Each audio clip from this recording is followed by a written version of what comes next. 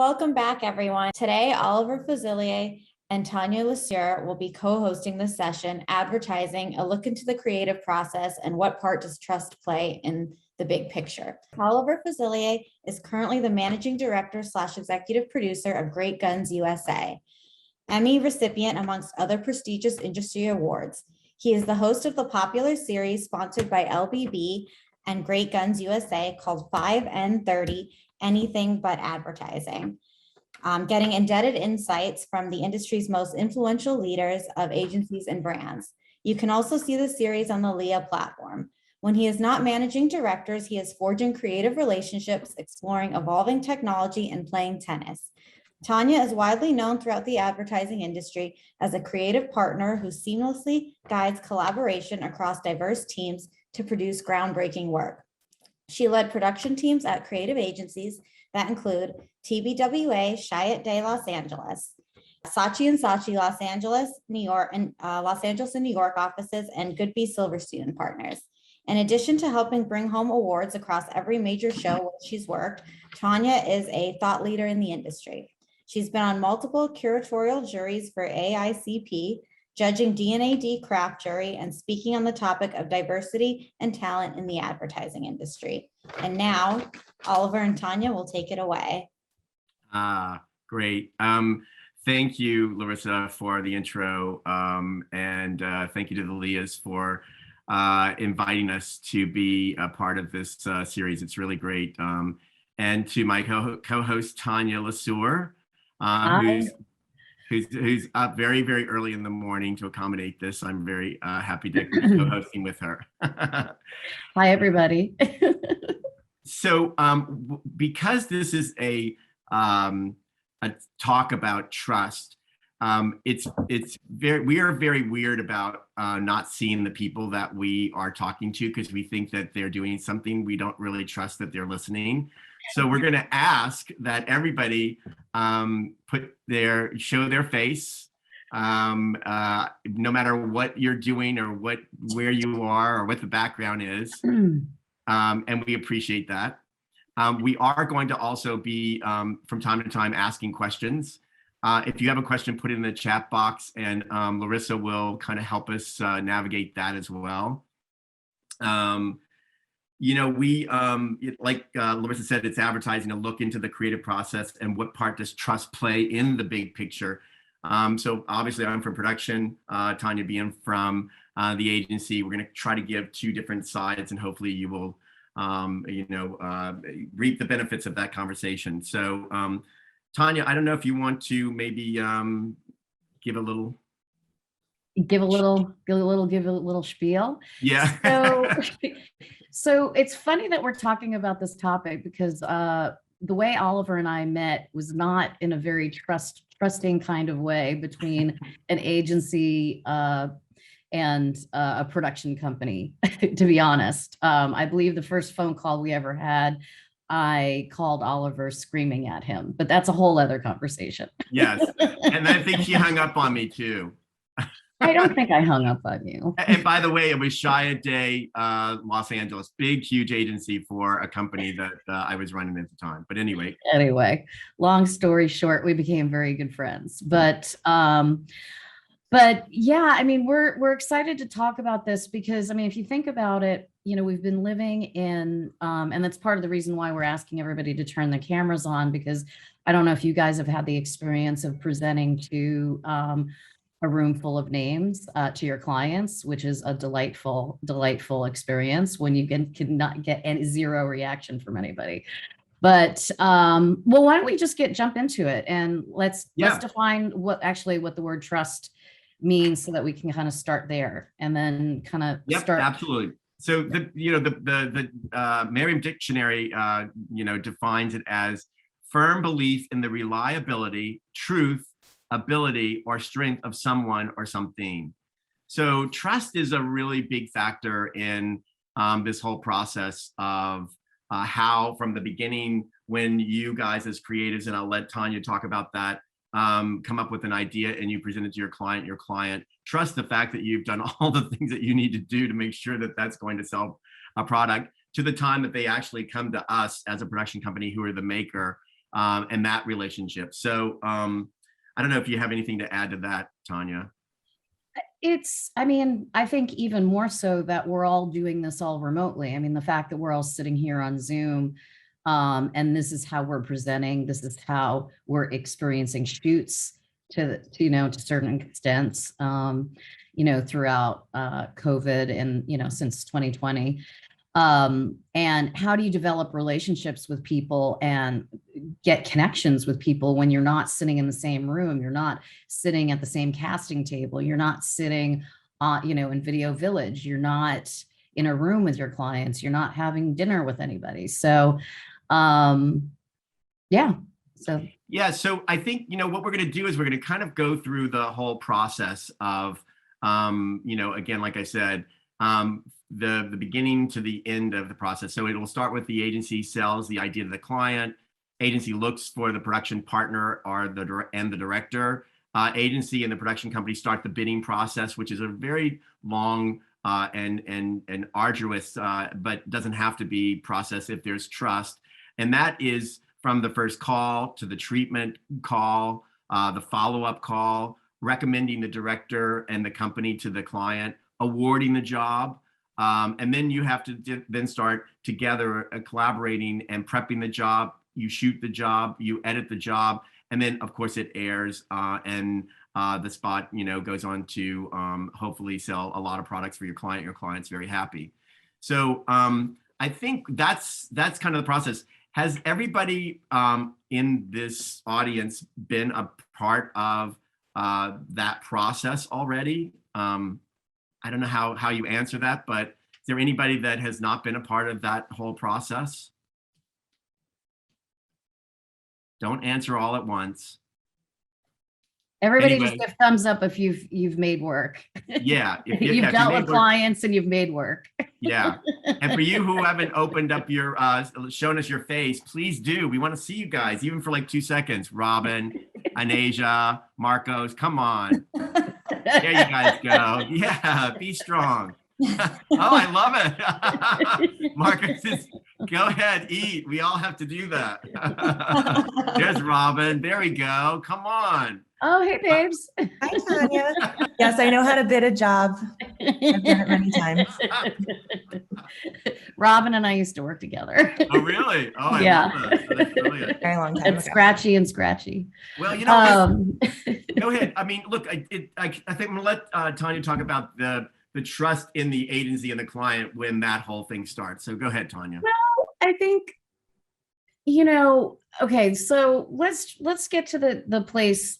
We'll jump to the positive when the client finally is like, yes, hells yes, we're going to buy this, except we're going to change it about 50 times before you award the job. But we're going to pretend everybody's happy right now and we're rocking and rolling. I think, in terms of the relationship between agency and production company, it really starts at, during that bidding process. And I think with a show of emojis, when we're picking talent, you go into it thinking you have a favorite? Do you try to give all of the directors that you're bidding an opportunity to share their treatments, or do you go into it with a favorite? So, I guess if you guys could give a thumbs up to let us know if you're impartial going into the process. And and if you aren't, then don't answer. Yeah, that's an interesting thing for me. I think, from being from production, we, the process, and I don't know how many of you know this, and if you do, forgive me, but, from production in America, we have reps, and our reps represent us in various territories. And they are the ones that actually have the relationship with you, the creatives, and also, heads of agencies and brands, and executive producers and heads of productions. But they have that relationship, so they know at any given time what's going on. So we have to trust the fact that our reps are actually having this relationship. They know what's going on, and they know that, oh, there's a project. One of our directors are going to be up for this, so let's try to get them into it. So I think from that perspective, trusting our reps is a really interesting thing. But once the agency says, we like this director, and then they choose that director to bid, and they usually choose 3, sometimes 5, sometimes more, which is a bit of a disadvantage. But when they do choose that bidding pool, it really does start the process of trusting. So I don't know. What do you think about that, Tanya? Um, well, I'm gonna actually put it back to you because I'm curious, and I'm sure everyone here is curious. You know, what makes a director want to actually take a job on to actually bid it? And do we, you know, how do we as the agency and creatives and producers know that you guys are taking, you know, you're actually bidding on the job for the right reason? You know, talk a little bit about that actually. That's interesting. I mean, I don't know really what the right reason ever is. I think directors are, they're animals. They love to work and they love to collaborate and they love to create, just like you guys do. I mean, I think that you guys would jump at any opportunity to pitch a new idea to a client. Same with directors, but directors really do have kind of mentors or managers, and that's where I come into play. And we manage their careers by the type of work that they do, the type of creative that they choose, the agencies that they choose, the brands that they choose, and that kind of starts to elevate their bar. But I think it starts with a good script, a script that's interesting, that is, connects with them in some kind of way. And I think that's how all directors choose, a job. And I think the agency and the creatives have something to do with it as well. How do you guys choose? Tanya, how do you guys go about choosing directors and why? I mean, having worked across a couple of different kinds of agencies and with tons of different clients, I mean, I always like to go into it and try to find something on their reel that doesn't feel expected. And I know that can be really hard sometimes because I think we all want to sometimes see the work that we want. It's sort of like be the change that you want to be. You kind of want to see your work in their reel, but then all of a sudden it becomes an also ran, So it's, how do you as the agency, as creatives, as producers, how do we, have the, I don't want to use the word courage, but how do you have the courage to maybe bid somebody that you've never bid before, talk to people that you've never worked with before, and take a chance on talent that maybe, is not so established, and have sort of, again, I'll use the word courage, or really I should use the word point of view in your own work and have an opinion about your work, so that, when you are working with folks that, aren't, and I don't want to use the word A-list, but I mean, more emerging talent, I think that's the most satisfying part of the process is when you find somebody who's at the beginning of their career alongside, your own teams and you're developing together. Yeah, I love that. I really do think that that's really a key point to remember, is that as young creatives growing up in the industry, I think knowing and following and having directors that you're emerging with or that you're growing with, I think is really great, because there's so much fear right now in advertising with the clients, that most agencies from a production perspective is that they're going with A-listers, and we'll use that word. It is A-listers. It's a top level director from a top production company that's won Super Bowl awards. It's won Cannes Lions. That's really kind of a known entity in terms of bringing the prize home for the clients and the agency. So, but I think there are a lot of young talent that during COVID has emerged, who are smart and resourceful, and they solution oriented, but they're also creative. And having what Tanya said, this ability to kind of not be specific about what it's like, oh, he doesn't have a purple bird on his in his reel, or he doesn't have a dog that barks and jumps, like go beyond that and take a chance on young emerging talent, because that's, I think, going to help you in the long run establish your kind of future worth and value, because you've worked with somebody who is now emerging, who could become the voice of tomorrow, which I think is really smart. I Yeah. love that. Yeah, no, definitely. I don't know. Let me ask you a question.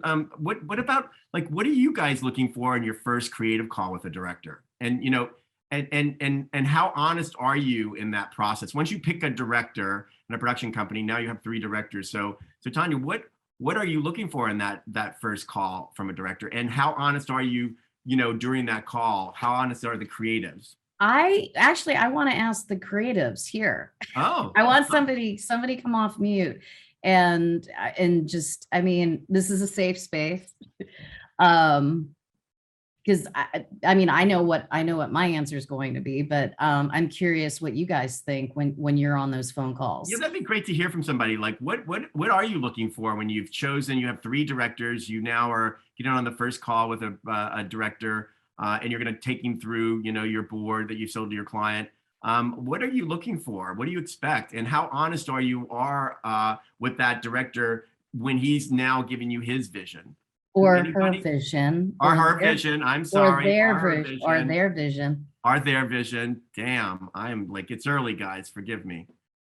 Come on, somebody raise your hand. Come on. You guys, it's a safe space.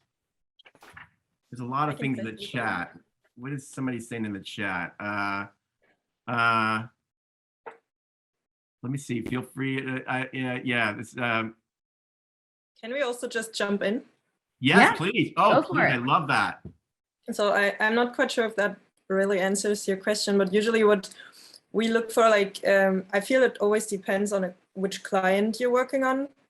Like, for example, the last production I worked on with Burger King. So because Burger King for us as a creatives, it's like a really fun brand. So even at like the daily business stuff, we were looking for someone that still wants to like trigger the special things. Like we were looking for someone that adds something to the script and makes it a little bit more like unseen maybe, because in our perspective, Burger King is a brand that is really like brave and stuff. So I think it's always good to work with a director or a directress that has a feel to push things a little bit.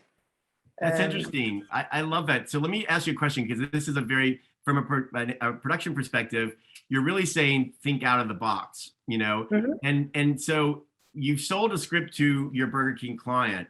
Can you really sell some crazy idea? So let's just say that it's, I don't know, Burger King is now driving in a convertible and he's, you know, going to the beach, and we want him to do something crazy. But you haven't sold that, and the client and the director brings this crazy idea. Can you really sell that idea, or is that, you know what I mean? Yeah, I mean, if the script and stuff isn't that crazy in itself, then of course it could be hard. But if, for example, the film is like a vignette film or something, and the director comes and says, "Hey, I have another idea for this vignette," I think it's totally possible if the vignette isn't like overly expensive, of course, because right. One thing is $1 million, it's going to be hard. But yes, if it's doable, I think the client would be open to like add something. I love that. That's great. Thank you. How do you say your name? It's Mareike. It's a really German name. Mareike, thank you so much for that. Anybody else? Robin? No? Yeah, I can say a few things just because I'm an agency producer. So I work with the creatives. I don't usually make the final decision. But what you were saying earlier about taking chances on newer directors and people who may not have it on their reel, I think that's Free the Work has been really good for that, because it levels the playing field. It's a way for us to say to our clients, like, we're part of this program. You want to be part of this program. Take a chance on someone who doesn't have something on your reel. And that's been really helpful for, especially when I work on brands that are like the Home Depot or something that really runs kind of masculine. It's really hard to find female directors or people of color directors who have something so traditional on their reel like that. And that's just been like a nice way to level the playing field. But I love that. Yeah. I love. Let me ask you a question, just in that, staying in that vein. So when you obviously would have some, you know, there's 3 bidders in this process. So you have like 2 directors that are not free the work, and then you have this free the work director. Normally, those directors don't have as an extensive or a broad variety of work. Does that ever come into play when you make the final decision? Unfortunately, in advertising, it comes down to the client. So I think it's all about the client's willingness. We can only sell it so far. And that's kind of my problem across the board with advertising and free the work, is that we can only take it so far and we can only push it so far. Ultimately, the clients have to be educated to, you know, to go with a director that doesn't have something so specific on their reel. Especially like cars is another problem that I know. I've spoken to a lot of female directors. It's become a big issue because females don't usually win that kind of work.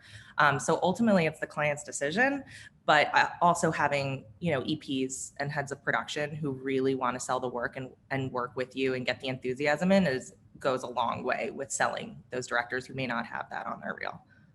I mean, I personally, I try to, in the bidding pool, I would never put, let's just say, Craig Gillespie, who, you know, I love, is a dear friend, but I would never put him up against 3 up and coming directors. That just isn't fair. You know, I think it's our responsibility as makers and creators to, to make sure that we have the right folks in the pool. And, you know, part of free the work is getting people into the bidding pool. So it's, you know, I mean, it's hard. It's hard because you're right. We're trying to change, you know, 40 plus years of how advertising's been done, and try to get people to look at work differently and try to find those nuggets in the work that to sell it, you know, in context with a treatment and, you know, or a proof of concept, or, you know, working with, you know, a production partner. I mean, you know, obviously we have cost consultants and things like that, but I really like to try to pull in companies earlier in the creative development process if I can, and, you know, help to collaborate on the work together. So I don't know, that's just my approach. I want to go back to, if I'm going to respectfully disagree with the idea or the notion that having 2 really established directors, or 1 established director and 2 unestablished or not as established directors, is not a good idea, because I do think that, you know, both culturally with the free the work, with, you know, young talent, I think you only learn when you're it's like playing tennis. You don't always play down, you play up so that you can like be challenged. And I think the more that young directors are challenged by that process and they learn from that process, I think the better. So I say bring it on.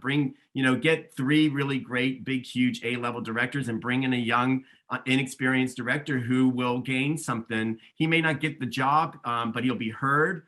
He'll learn something from that and he'll never forget it. And then he's 1 step closer to becoming somebody that you eventually will consider as, or we'll all consider as, an A-level. So I appreciate your sentiment, but I really do think that could be something. I'm going to lob it back to you, because I just think that creates, I think if in that scenario, you only have 1 A-list director and 2 free, you know, folks, you know, who aren't at that same level, so that it doesn't feel so, just, you know, I mean, if somebody has, you know, I mean, like this year's Super Bowl, right?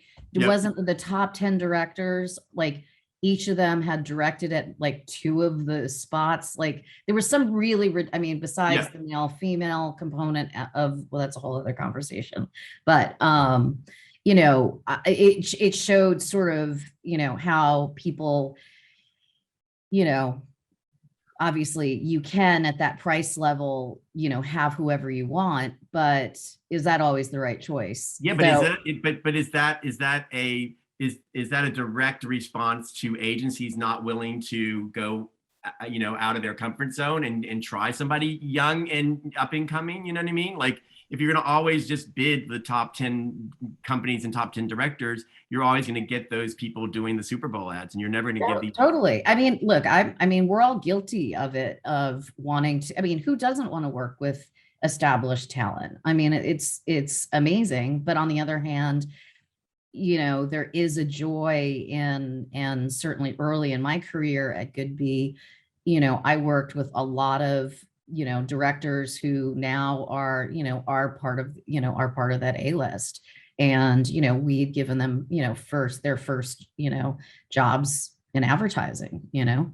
So, so I think it's trying to find that balance, strike that balance. Yeah. But I love that. I think it's also important to Robin's point, I think early, if we're talking about diversity and inclusion, if young Black female directors or young Black male directors or any other key component, ADs or script supervisors, or, if they're not given an opportunity to speak or be in those, have a seat at that table, again, we're kind of going backwards. So again, I really believe it all plays into this kind of diversity inclusion kind of movement that's happening. Give people an opportunity. If they're inexperienced, they won't be for long if you just like give them a seat at the table. But again, I think I don't know. Does anybody have any comments about this particular topic?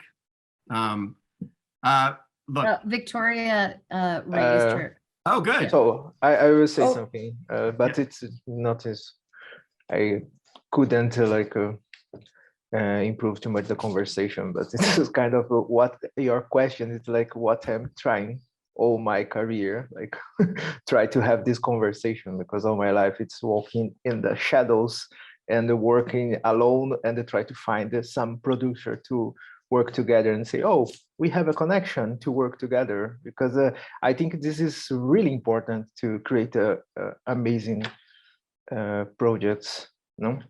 So Yes. that's it. No, it's good, Marcos. Let us see your face, Marcos, because I think that's a really, really good point, because I do think, again, Sorry. no, that's okay. It's absolutely fine, because I do think, we all need to feel like we're kind of second guessing a little bit, right? I mean, we don't really know, like, it's like in production, we tell you that we want to shoot at a big, huge, fancy house, and we are going to get into this specific area, and we're going to have this great DP and this great, but we don't really know until we go to bid, to award the job and, book them and all those kind of things. So we're kind of like just really trying to think about it, but we want to trust somebody that has our back, that can collaborate with us to say, yeah, that's a right idea, or no, that's not a right idea. So you're saying that you haven't found that relationship to be, that's not the norm for you, right? Yeah, I'm feeling like this. Somebody Well, get him a producer. Come I- on. I mean, on my, and I encourage my teams to do is, I mean, that's the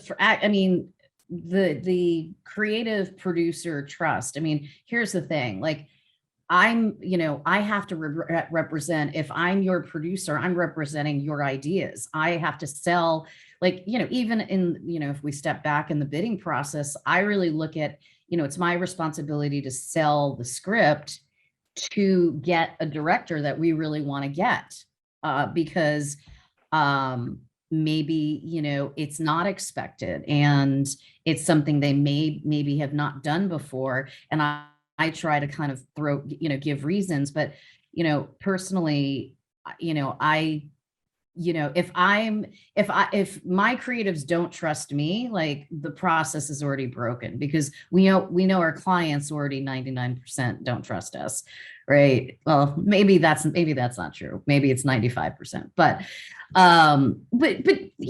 that's part of is because some of our clients don't have backgrounds in marketing and they were in the finance department and they got promoted, and like that happens a lot at a lot of car brands, where somebody was in the finance department, they did really well, they're like, hey, you're now in the marketing department, and then they're like, what?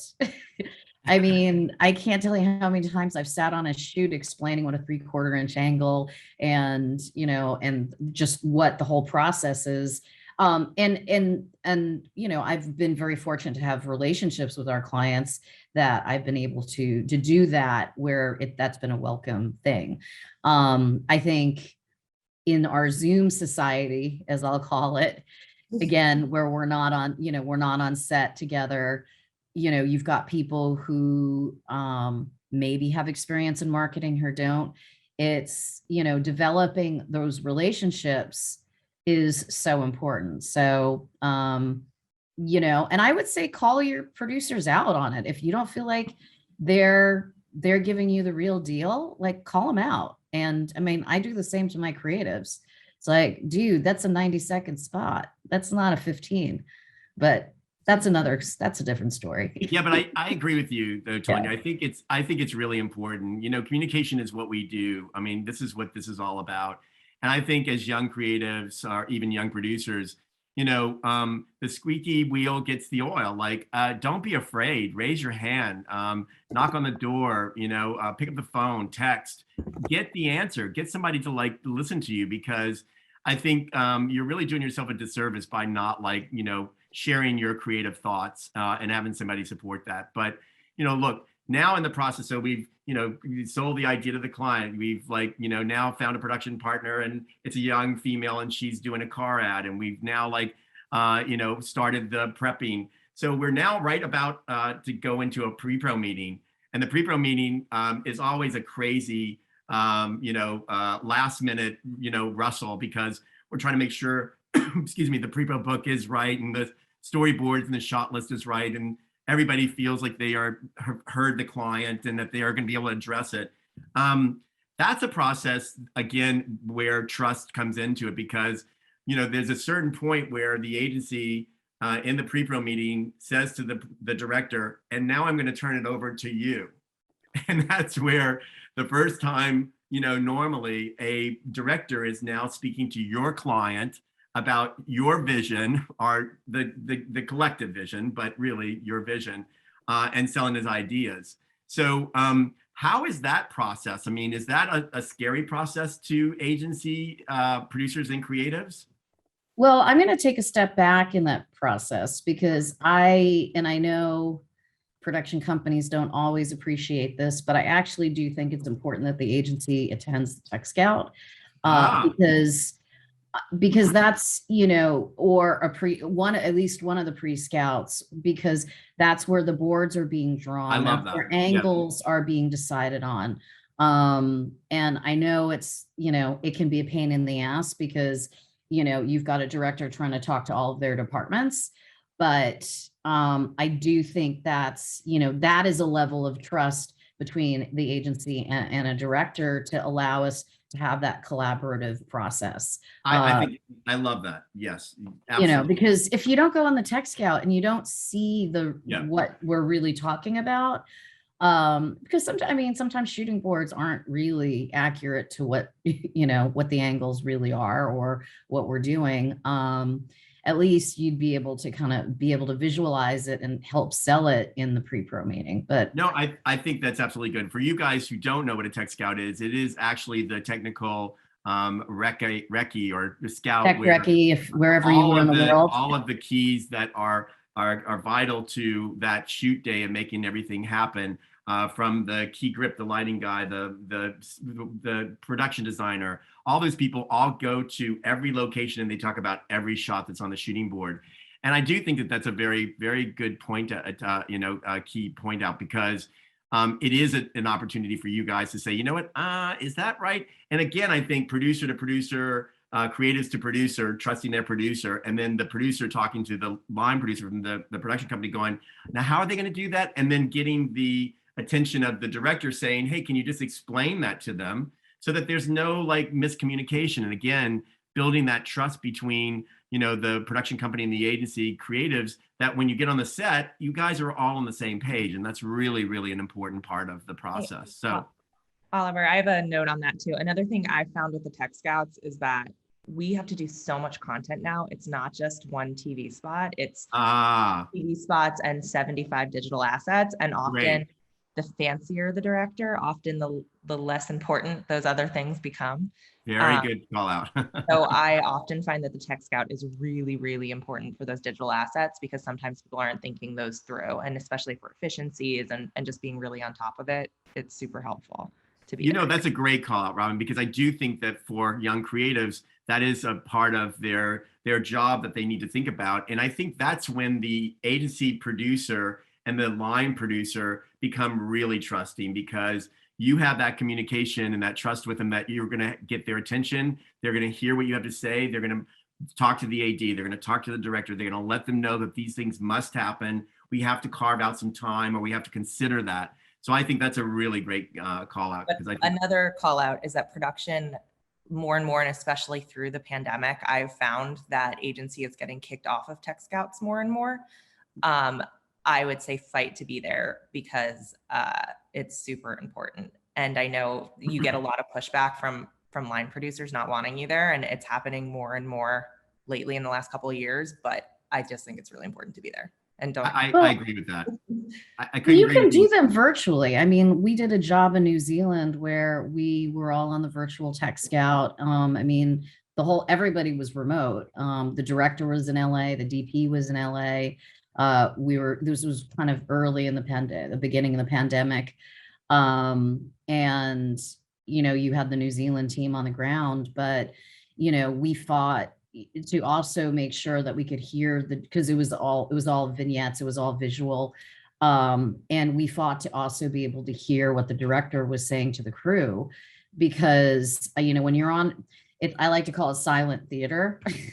When you're on a Zoom shoot and you can't hear what anything's being said, because normally, if you've got sound or you're on location, you can still hear what's happening. But when you're sitting in your living room, kitchen, bedroom, wherever, floor, wherever in your apartment, house, home, backyard, and you're watching this go down and you can't hear the direction to the talent. It's not fair to the clients. It's not fair to the creatives. It's not fair to the producer. And, I really, think about that. Shooting remotely takes an inordinate amount of trust. Yeah. To make sure that you're not moving on until everybody's ready, and making sure that you can corral people to allow us to, to be able to move on, so that we don't get into the clients like, I don't like that. I don't like that. I don't like that. Yeah,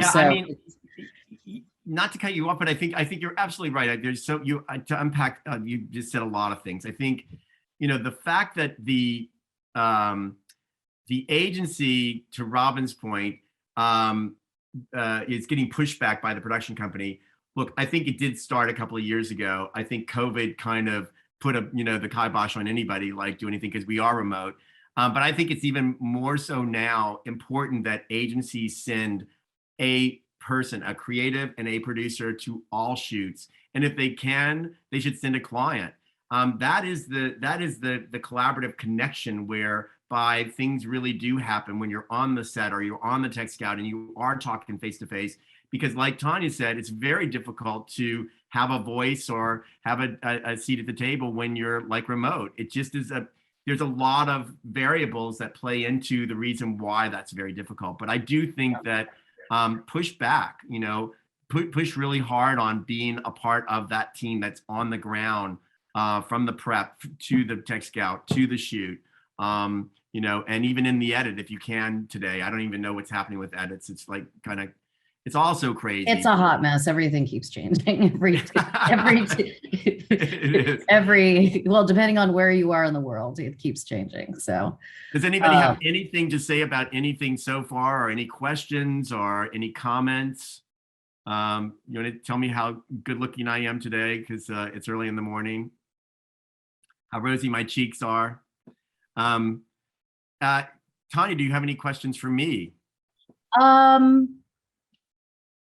I want to know, just in terms of, when do you guys feel like you trust the agency? What is that thing that like pushes the relationship over the edge, where, because we all can feel it when things are vibing. Yeah. We all look, part of the creative process is polite conflict. Yeah. Or not so polite conflict sometimes with our clients and with ourselves. But part of the creative process is being able to navigate and compromise. And when as a production company, when do you, how do you know, like, I mean, is it a gut? Is it? Yeah, that's a great, it's a great question. It's a great question. So I think there's several, I guess, points or moments when that trust starts building. The first is on the call, the first call. I think we all know on a call when you're talking to a director or a creative team, and there's just this thing that happens. You're trying to talk over each other, like Tanya and I do often, that you're trying to like finish each other's sentence. There's a little bit of giggle with it. There's just this kind of understanding, this connection that we all feel it, right? And that is the first time that I think we start establishing some kind of trust as a production company. So I know that it was a good call. I can call Tanya and go, so is there any insights that you have from that call that I can give to my director so that he can put it into the treatment, so that he has a better kind of like understanding of how he can present the vision of your creatives. And then I think the next one is with the follow-up call. You kind of know on a follow-up call if the creatives have decided you're not the guy before you get on the call, or you are the guy. It's a weird thing, but you just know it. You know that like when you get on the call and they're like, okay, so why don't you just take me through it? We read it. And you're like, they didn't read it. They've already made their decision. And now you have to like have this enduring 30-40-minute call where the director like takes you through this, this ridiculous like follow-up. But that again, it doesn't matter that the trust has been broken at that point, because we're not going to get the job, assumedly. We're assuming we're not going to get the job. But if it does go well, you feel this, again, this kind of connection. And then you start the bidding process. And that is another part of the connection and the building blocks and the foundation of trust. So if an agency producer says to me, Oliver, you're a little bit high, or you need to change this, I know that they're working with me to like make that happen. So that's another kind of key moment in the building of the foundation. And I think the next time that you really know is the day before the pre-pro or at the pre-pro. You know that at the pre-pro, you're all in sync. You have to be. The client requires that you all say, yes, we're all doing the same thing. We all have the same vision, and we're all like in tune. And then we go out and we do the tech scout, and then we shoot. And on that day, I think the trust has already like kind of happened. So yeah, that's my kind of like take on it. What about you? Well, I've got a pretty high bullshit meter, pardon the French, but I can tell sometimes like when a production company's only scouting a certain side of LA because that's where the director lives. Or no, I mean, look, I've seen a lot of, I've seen a lot of crazy stuff in my career. So that's not the craziest. No, I know directors who literally like have had houses in Malibu that's the only place they shoot, and it's at their house, and they get the location fee. So yes, I get it. Yes. No, I mean, so yeah. But I try to walk into every relationship being open and not trying to doubt that somebody's trying to screw us over. I also gauge.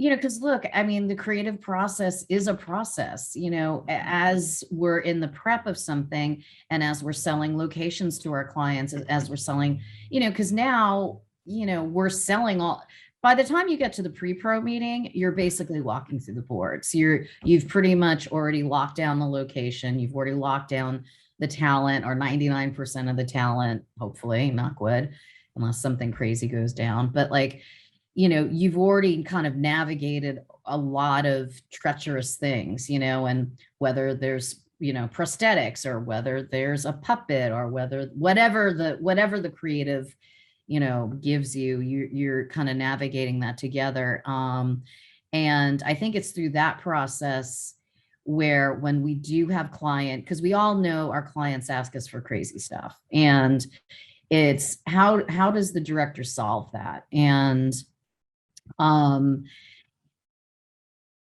do they approach it? Now this, I mean, the way, how do I say this? because different levels of directors can, to Robin's point around digital assets, which, are now the print shoot. Because, what, 10, 15 years ago, everybody's like, Yeah. let's just throw a photo shoot onto this. Yeah. Yeah. Now yeah, it's like, yeah. can we capture 100 digital assets on top of the script that we only have one shoot day for and 12 hours and blah, blah, blah, blah, blah. Right. So it's sort of how the production company and how the director kind of responds to that.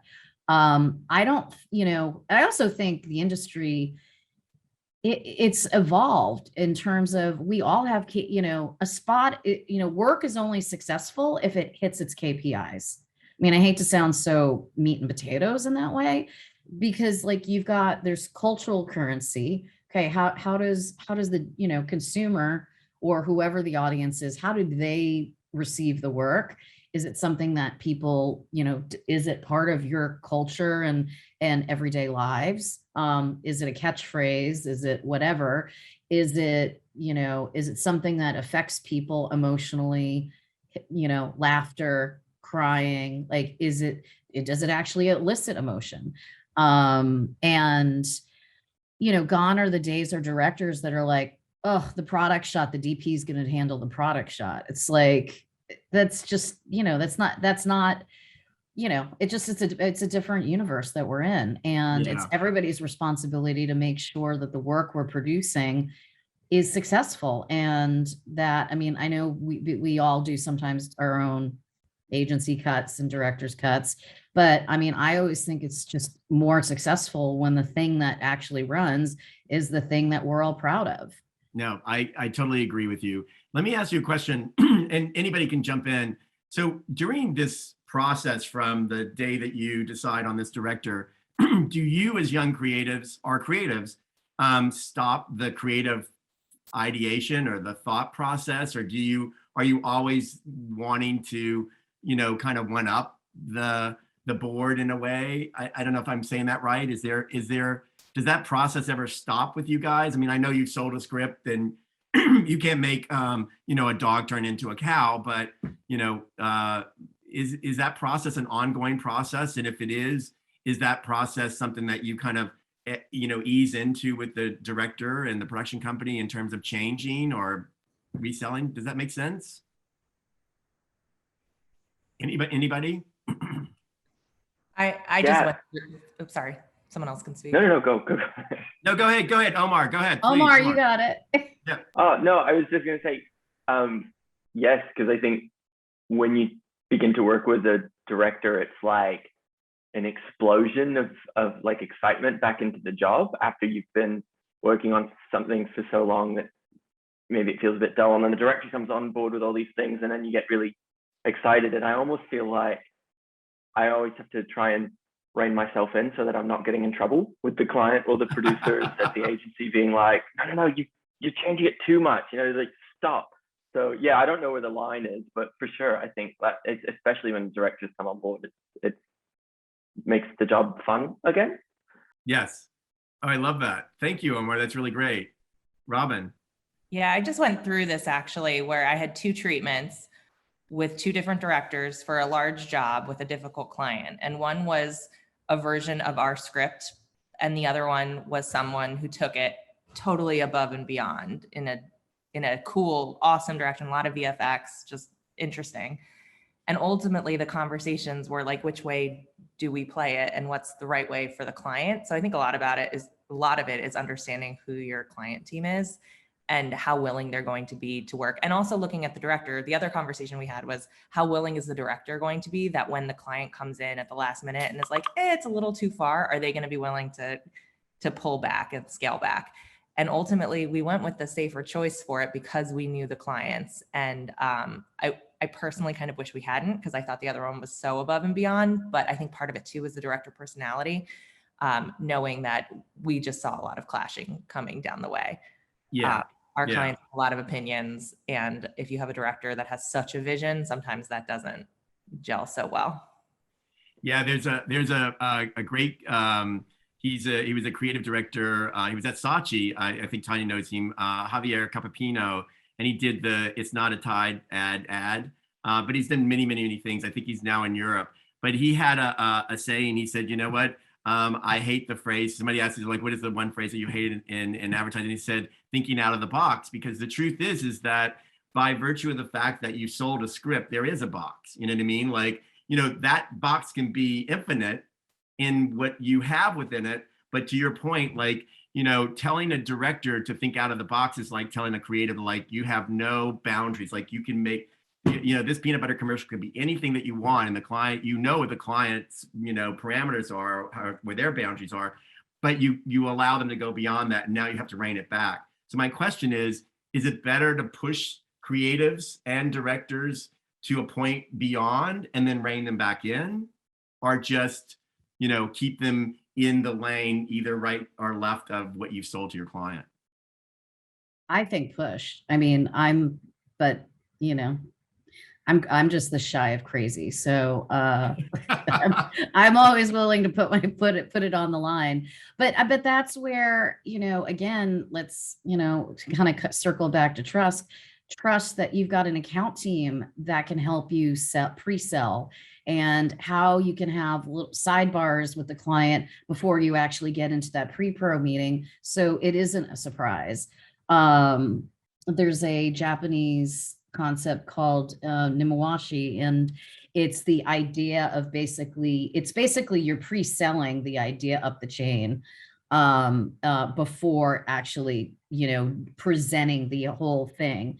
I like to call it like willing something into existence. So it's like, how do you baby step this idea of, okay, maybe it's not a male, it's a female lead, or it's a blank or blank, or whatever the creative choice is. And how do you, as a full team on the agency side, try to, bring, this thing that might change the dynamic of the work that you're making and take it from a B to an A. And how do you, as a team, kind of, really sit down with your, because like, it's not just, the creatives and the producers against the world. It's, a really good account person can help you sell that stuff, or they can also be a challenge.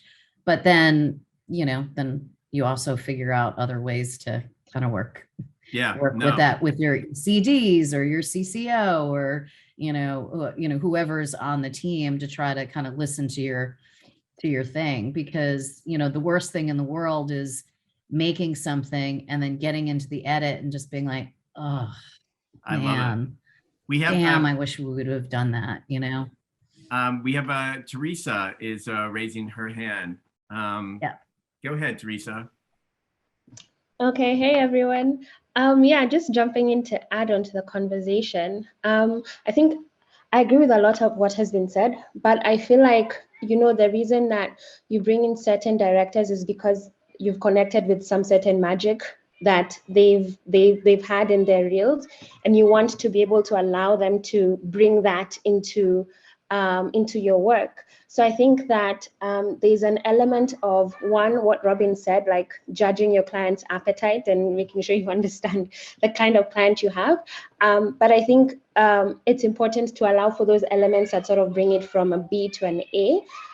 So what typically I think would be important is making sure you maintain the integrity of the script that was, final and that everybody signed off from the higher ups. But then now having that room to add those pieces of magic, but then also making sure that everybody involved has signed off on those additions, so that there's no shock later on. I've found that that's worked a lot, especially with this. There's a rebranding we're doing that was Pan-African, and we had this really cool. I think we went what Robin said, how you had. She had two options. One who was had maintained the script, and the other who'd gone. So we went with the other one who'd gone over and above. And in the end, we were down there with the client and the director, adding some really cool shots that previously, if you hadn't, if he had suggested these at the pre-production have been like, no, completely off everything. But then like at the end, allowing for that really took it to the next level. So yeah, I think that there's an element of allowing room for the directors to bring in that magic. But then that element of trust where you make sure that your client is approving your, everybody involved is like good to go. Yeah. I love that, Teresa. There's so many things from that I could talk about, because I do think that I tell my directors often, if you feel during a pitch or a treatment call or a first call that you may push the boundaries of the creative beyond what the client will their appetite, don't win, the war, just win the battle. So maybe just kind of touch upon an idea, don't fall on the sword for it. And when you get the job, then creatively collaborate with the creatives and try to sell that together, which is kind of what you were saying that you had done. But the other thing is that from Robin saying, know your client's appetite, you obviously knew that client would have an appetite to kind of do something really exciting. And I think that, that is really truly what we're here to do, right? From a production perspective, from directors, they want to do great work. They want to work with great creatives who have the ability to think beyond and like you said, make magic together that you never thought you could possibly do together. And the only way you do that is by pushing each other. And in that push, there has to be this trust that we're all in it together, whether the client gets pissed off or, somebody higher up in your agency gets pissed off at us, or, or maybe I'm like, oh my God, it's like $10,000 more than we have in our budget. So, am I willing to write a check for that so that it is great? I think that trust and that collaboration is really, really important. Yeah. I love that. Yeah, no, I totally agree with that. I mean, part of trust is also stumbling, sometimes failing, and kind of being able to have an environment that allows you to do that. I had an experience early in my career where I like to call it, I produced the world's worst got milk commercial ever. And it was something that, I mean, if you've seen got milk commercials over the years, they're mainly comedy, and for a very big reason. We did a spot where Jeff was like, yeah, let's do something fucking cool. Let's scare people. We're going to scare people. Let's just do that. And so we did something really dark. And then the client basically 3/4 of the way through the process, like abandoned ship, like refused to go to the shoot. And then in the post-production process, everybody flipped, and it was, you guys, you need to make this fucking funny, which is, I mean, this is, if you know Jeff Goodby, that's like his catchphrase, like, it needs to be fucking funny. So I apologize for the cursing, but that's how he communicates. And we're like, but it's a skeleton climbing out of a skin bag. Like, anyway, but yeah. And I mean, we had obviously a strong enough relationship with that client that we were able to kind of produce something that maybe wasn't as successful as we had hoped it would be, or it was a lesson learned about the type of work. Now, maybe that's a really extreme version of it, but, how do you, I'm just curious, everybody on this call, do you feel like you can stumble a little bit and your ACDs or your CDs have your back, if maybe you're going down, because I'll personally, like there are jobs where we'll start to work on something and I'm like, wait, let's hit the brakes and back out of this driveway, because I don't think this is the right way to approach it. So I'm curious. So the question, what is the question? The question is like, do you guys feel like you have trust with your own ACDs and CDs and, any of your creative, higher ups to be able to make a mistake? You may not realize you may be making a mistake at the time, but like, do you feel like you've got that support? Or maybe I'm not asking the question in the right way. I don't know. Anybody seems reasonable question to me. Yeah, I mean, I think, how do you, or how do you ask for help, Yeah. Maybe that's a McDonald. better. How about Hannah or Martin? Jeremy. Santiago sounds like a great name. Come on, Santiago. Thanks about my name. Yes. Okay.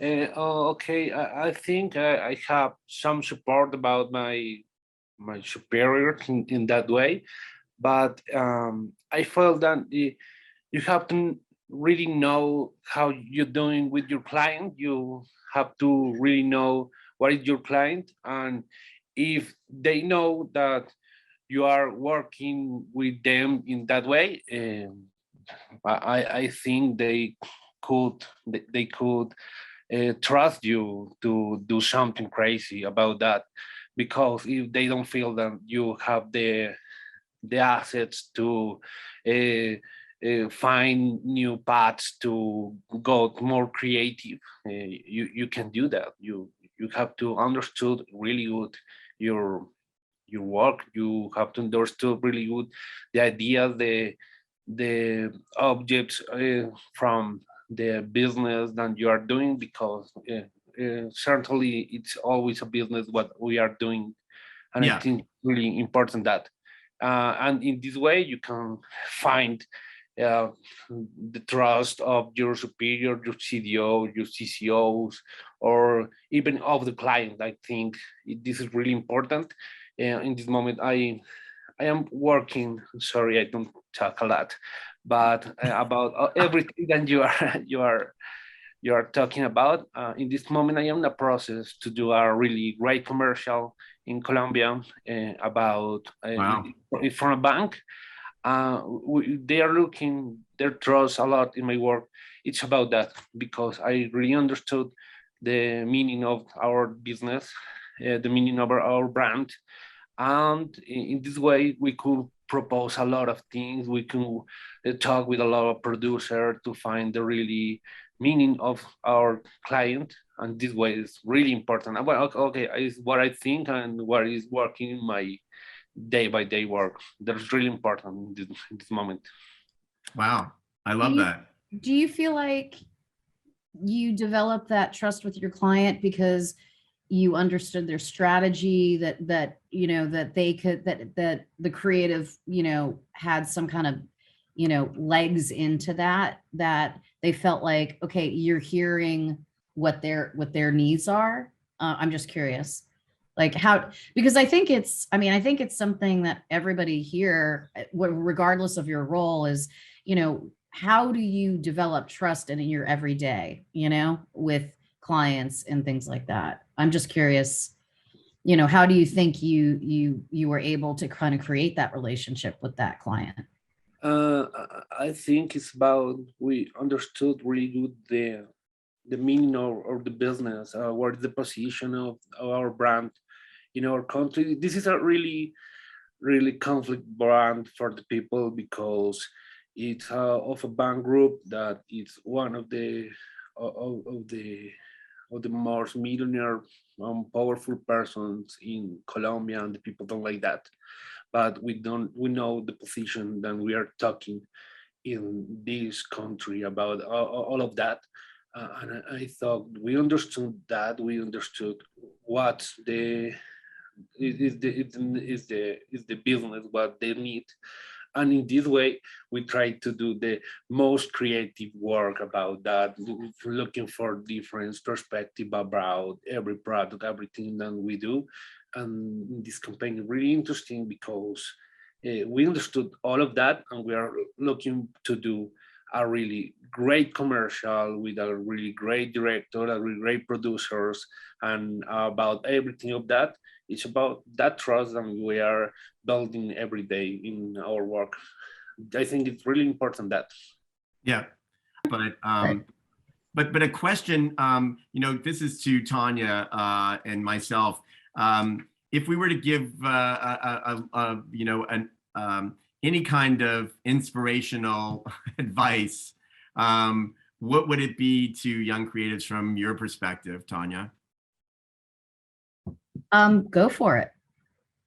I mean, again, that's who I am as a maker. So I mean, from whether it's at the early stages of creative development, find that maker in your building, virtual building, that can be your partner in crime. I mean, that's, I've got such great relationships with so many great creatives over the years because I was along for the ride, because I was like, let's just do it. Let's go for it.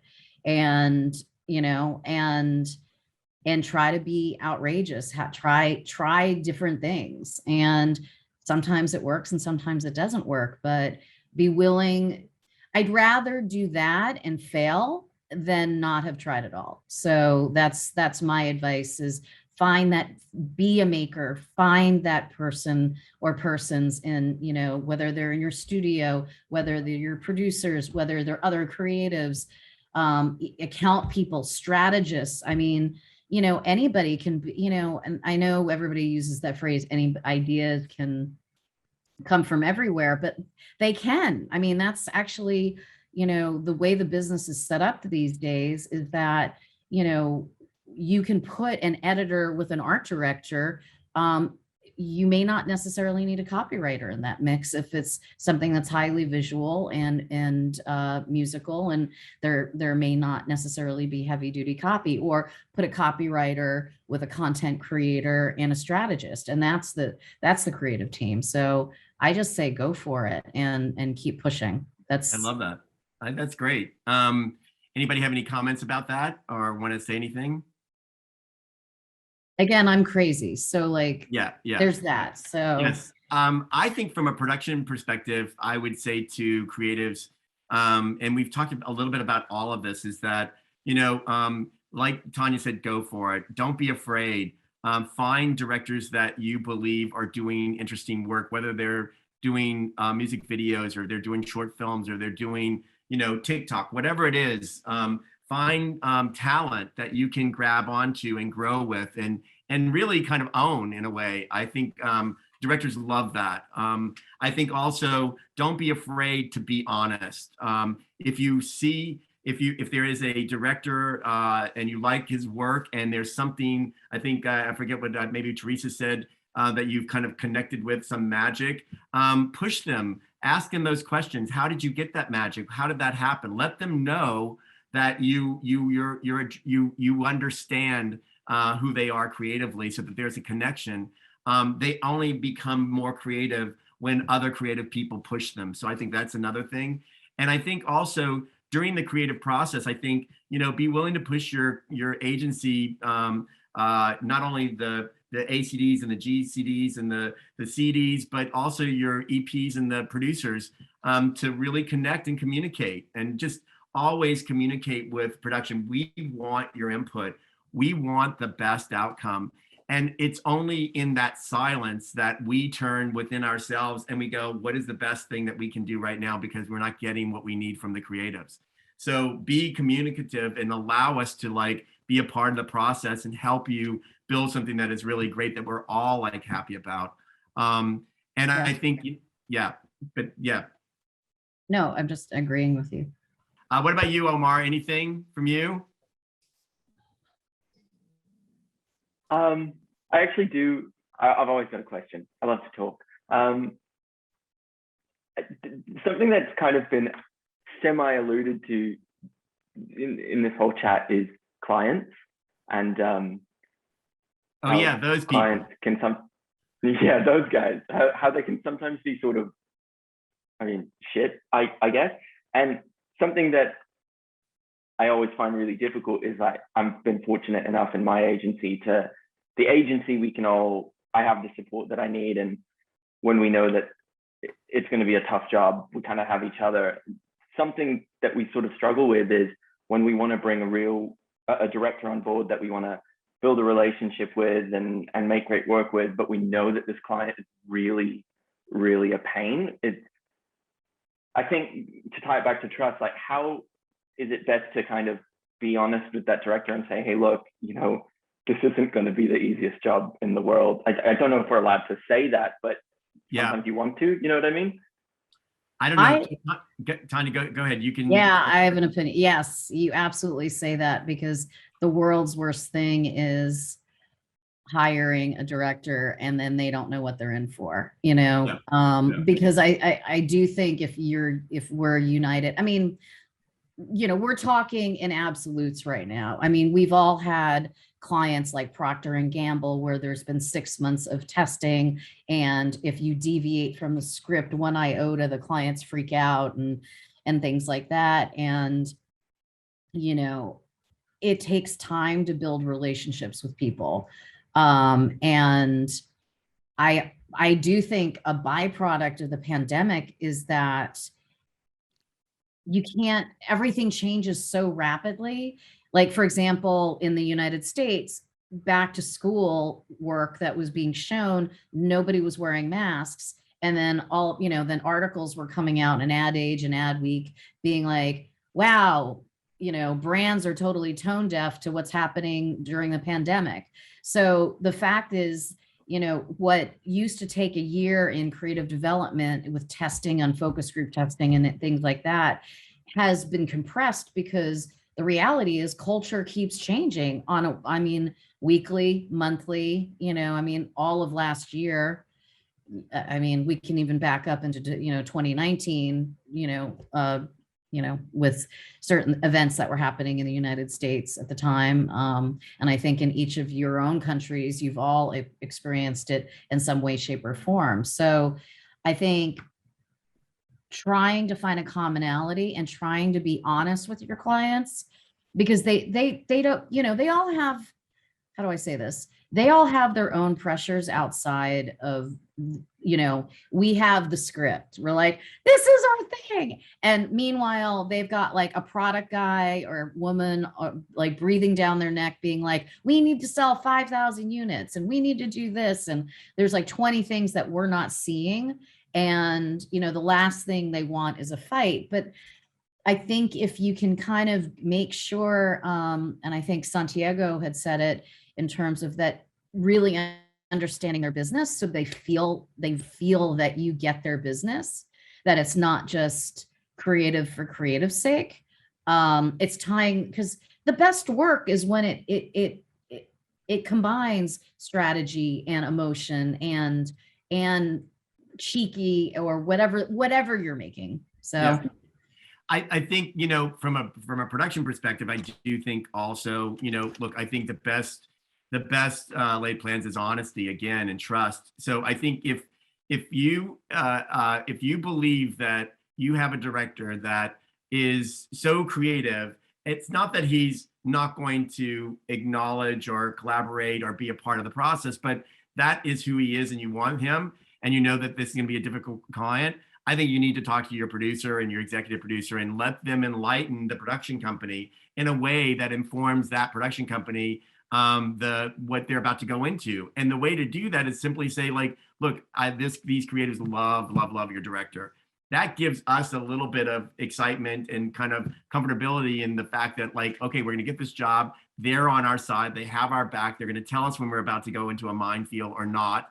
And then we can prepare ourselves. So I think don't ever let that stop you, but have somebody who is actually explaining the pathway. Like, if the journey is going to be a little rough, I want to know if I get on a plane and I'm going to get, there's going to be some turbulence, just tell me. I don't want to be shocked in the middle of it. You know what I mean?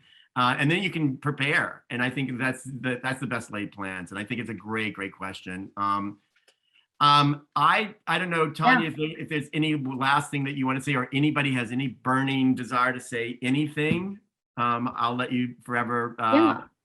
Yeah. Well, I hope everybody enjoyed this and try to find, how you can create human connections in your everyday, because this is a relationship based business.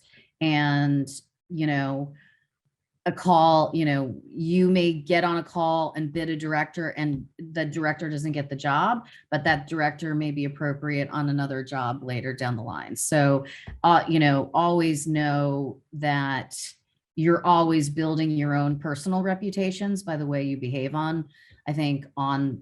in all of these events, whether it be with clients, you know, your own agency, because I mean, half half the agency universe is now on the brand side, and all of a sudden half our Yeah, friends are our yeah. clients. So it's, you know, it is, just know that you being you and who you are and being true to yourself and being honest. I think this is what this conversation really is about, is how developing relationships and having open dialogue, you know, can help make the work better and make great work. So I love that. Well, I you know, ditto on all of that. I do think that, you know, creatives, particularly, you know, young creatives are, you know, are the, you know, the cornerstone of what's around the corner, if that makes sense. And I think that you guys need to push harder. You need to not be afraid, be more bold in what you ask for and how you choose creative partners. No production companies, no young talent. I think it's really important. Time is valuable, and I so appreciate everybody getting on this. I thank my co-host Tanya LeSieur from MH. The London International Awards has been doing the Creative LIAisons for a long time, and this is an incredible opportunity for me. I'm honored, and I thank the London International Awards, Larissa and Brett, and certainly the rest of the team at the London International Awards. And also I encourage, you know, because of the pandemic, there's no boundaries other than the ones that our President Biden puts on restrictive travel from other nations. Hopefully he'll lift that soon. But reach out to production companies. If you're out of the country, we bid jobs all over the world, and like, let's collaborate. Let's don't be afraid to, you know, knock down a boundary and knock on the door. You know, this is about creating really great work, and you never know where it comes from.